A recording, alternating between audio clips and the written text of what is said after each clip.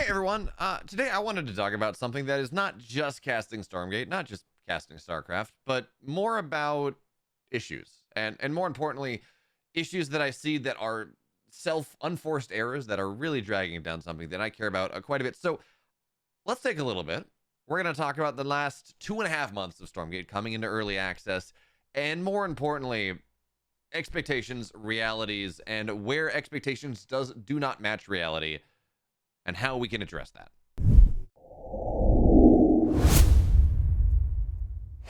So, Frost Giant introduced Stormgate a while ago, right? We've been having early access tests. Steam Next Fest had insane numbers. It was the most played, or like the second most played game out of Steam Next Fest. Viewership was great for the EGC tournament, or good enough. And Kickstarter was one of the best gaming Kickstarter of 2023, the highest grossing RTS Kickstarter ever. And everything seemed to be going great for Stormgate. We're great. Early access is coming soon. Everything seems to be on the up and up. They have the start engine that's raised over $1 million as well. Like everything, the numbers seem to be good for Stormgate. Everything's going to be great. And then August 1st happened, and all of a sudden, this position that seemed like it was going to be great. You have the talent, you have the reputation. Yes, there are obviously some issues. People didn't like the graphics. Some people didn't like the graphic design. Apparently, there were some internal metrics that said, yeah, no, it's actually kind of okay. It's just some vocal people that don't like it. Regardless of what it is, yeah, there are some issues, but we can go to early access. And instead of this being this success, this driving our chariot into a next generation of RTS games, instead, viewership declined. Player numbers decline. We have a mixed rating on Steam right now.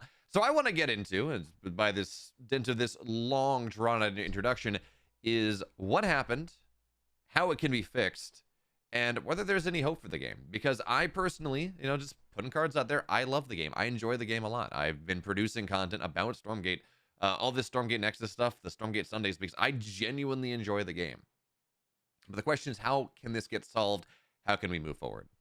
And I think when it comes on down to it, the issue with Stormgate is not necessarily the game itself. And you might say, wait, Beo, look, like there's performance issues. Graphics are bad. Co-op campaign kind of sucks right now. Co-op is not where we would like it to be. And you know what? Fair. If that is if that's your take on things, if that's your experience, and campaign is not very good. Yeah, sure. 100%. But I would argue that that is not the issue that we're running into. Battle Aces had their very successful beta period a bit ago that had one game mode, lacking a lot of content compared to, say, StarCraft or something like that. But that was a very polished game mode. That was a very polished vertical slice that worked out very well for them. Zero Space, tons of polished issues, but they were very upfront about where they were. They said, this was an alpha. You can play it a little bit. Here's where we are. Here's where we want to go. Stormgate, instead of doing that, instead of saying, look, we are releasing into early access, let me tell you exactly where we are. Let me tell you that this is a placeholder. This we plan on going back on. This can be considered a little bit more final. We'd love your feedback on it. Instead, they said, hey, we're launching an early access. Welcome to the next generation of RTS games. Welcome to the thing that is going to be the inheritor, the heir of Warcraft, the inheritor of StarCraft. But that's just not there yet. I don't think anyone going into, anyone that's been following the project as closely as I have, going into early access, thought that Stormgate was StarCraft 2.5, StarCraft 3, was going to go take that throne on that August 1st date. We're missing tier 3 units. There are performance issues across a number of different modes. Full mechanics have not been implemented just yet. There are balance issues. And certainly, the one thing I will say is I can't blame someone. I'm not going to blame an RTS game for being imbalanced on its first bit of sunlight. I mean, regardless of how good the game devs are, things will be imbalanced. There will the number of pro players getting their hands on the game, they will always find broken things. So I'm not going to blame them for that. But, balance wasn't great. There's a whole host of things missing. So I didn't expect Stormgate. And I don't think those of us that were really following the game closely expected early access to be 1.0. No one should have expected early access to be 1.0. But Frost Giant dropped marketing as if it was. They said, hey, again, next generation of RTS game, come experience the future. We're going to have a great campaign, an incredible 1v1 co-op, better than StarCraft. And then in the small print said, yeah, in a year from now, 1.0 is going to happen. And what I want to drill down to is a failure of expectation management. Because let's be real for a second. If Frost Giant had said, when they dropped early access, here is a dedicated tracker, right? Dedicated tracker that says, we are 80% of the way through Infernals, 60% of the way through Celestials. We're missing 5 units for Infernals, including 2 tier 3 units. We're missing 7 units for Celestials, including 1 tier 1, 2 tier 2, 2, a couple spellcasters. Again, you don't have to say what they are. That'd be cool, but if it's not finalized, it's not finalized. Infernals are lacking 2 mechanics that we think are going to be really cool. So here's a progress bar of where we are. Here's what's being polished. Here's what's in progress. Here's what's yet to start. You know, kind of like just a tracker board, something like that. You know, here's a list. Here are things that are in placeholder. Here are things that are final. We cannot expect the average the layperson, anyone, to be a game developer. That's not fair. That's not fair from Frost Giant's perspective. That's not fair to the gamer. When they go and try to play a game, they're going to expect that game to be what it is, to be what it's selling itself as. And if that expectation does not match the reality, they're going to be disappointed. They're going to give it a negative review, which, again, in the context of this being a game that is early access, that this is unfinished, sold effectively as something that is more than it is, 100% understand the 50% mixed rating on Steam. But I want you all to think for a second. If Frost Giant had instead said, hey, we're entering early access, you know, we would love to sit and bake a little bit more, but regulatory, the venture capital market is the way it is. We got a lot of money. We got $35 million off a couple different venture rounds. And then interest rates went up the wazoo. Game companies in 2023, venture capital invested 75% less money than they did in the previous year. I mean, it is with 5.5%, 5.3% interest rates, that free money that really powered Frost Giant to start the company has dried up. So we were hoping for a Series B round. We're releasing this to you a little bit earlier than we would plan. Here's where we are. We hope you love it.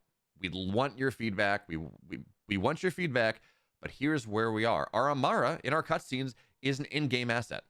It's not final. If you don't like it, sure, give us feedback, but it's not final. You know, our first 3 missions, they're going to need another pass. This is literally our first attempt at these missions. We'd love your feedback. Tell us what you like. Tell us what you don't like. We'd love your feedback. All of a sudden, instead of resting on the reputation of Frost Giant being the inheritor of Blizzard, you know, we're building a AAA game with less money, but we can do it. This is going to be great. We are selling this as this is the best thing right now. Instead, it's, hey, come along on this journey with us. And they've been trying, to give them credit, they've been trying that in the past, but it doesn't matter that I have seen that.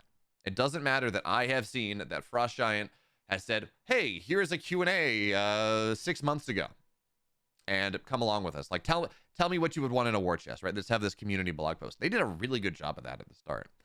But as they move towards early access, I guess the financial stresses, the whatever, again, I don't know the realities of Frost Giant behind the scenes, but the realities of having hit this release meant that it was being sold as something more than it was. And instead of Frost Giant doing what they had been doing for the first year and a half of come along with us, now it was a release. And I think it's important to point out here that even if they're doing this in blog posts, what matters most at the end of the day is what's in the game. We have now a big banner that says, hey, this is early access. Everything is a lot of stuff is TBD, like we're working on it. But that wasn't really there enough at the start. That wasn't really, and more importantly, when you're writing something, there's this thing called show don't tell, right? It's very easy to say, hi, the girl was Martha was a child. And then you go on, and then you don't characterize her as a child, but you say Martha was a child, and then you talk about her playing with her toys and, you know, running around shrieking and having fun on a swing, and you show that she is a child. You don't just say Martha was a child and go from there. And for early access, we had some of the show. We had some of the show. Yes, there's the banner that says, we're early access. Great. But there's no tracker in game. Imagine if Amara had big red X's saying placeholder over her eyes in the cutscenes. Things like that. All of a sudden, we're in this situation where, again, the community has very viscerally been taught, hopefully, not everyone, of course, but enough that this is something that is a work in development. This is not final. This is not close to being final. If you want to come along with a journey with us, please come. But otherwise, totally fine to wait. So then that begs the question, as we talk about this, as we say, hey, what happened? And again, expectations did not match reality. Expectations pretty much consistently, ever since early access started to hit the table, expectations have been set in a way that were unreachable for where Stormgate has been. The question is, how can we do better? How can Frost Giant do better? How can Frost Giant recover from this pit of unforced errors that they have put themselves into? Because again, I said this at the start of the video, I'm still going to say it now. I believe in the game. I enjoy the game. I see where it can go. I'm seeing these moments of brilliance in Stormgate Nexus, in the Stormgate Sundays that I'm able to put on, in other events where the game, we see what they're planning. We see the value of the lower time to kill. We see the power of some of their design, even if things are relatively imbalanced right now, which again, new RTS. I don't blame him for that. But we can see the promise of things. The question is, how does that promise grow? And I think it really is. There are two things that become obvious to me. And they've started to do the first one just a little bit. But step one is set expectations to where you actually are, not where you would like to be. You know? Say, again, 0.1 is going to give us this. We expect this is not great. Let's go. Give me a tracker. Let me know. Just put a tracker in client that says, this is where these steps are. This is where these subcomponents are. Viscerally, when every time I log in, I'm going to see this right next to the weekly mutation. Does that bring players back? Probably not. But what it does do is if someone decides to play for the first time, or just someone who's been playing a little bit, it's reassurance. It's like, this stuff is actively being worked on every week. You don't have to write a 2,000, 3,000 word blog post, but every week, update the tracker, say, hey, here's where we are. You know, and I understand they are a small studio by their standards.